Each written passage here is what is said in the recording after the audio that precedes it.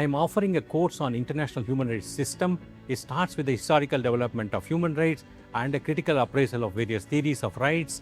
And then we go on to cover human rights provisions in the UN Charter, International Bill of Rights including UDHR, core human rights treaties and their monitoring, and regional mechanisms for protection of human rights in Europe, Africa and Americas and elsewhere.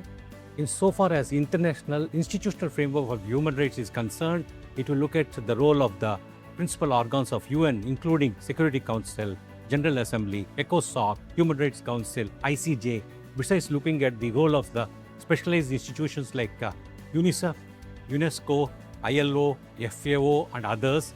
The course will also take up the role of the UN High Commissioner for Human Rights, High Commissioner for Refugees and the International Criminal Court. The learning outcomes and other details are given in the poster.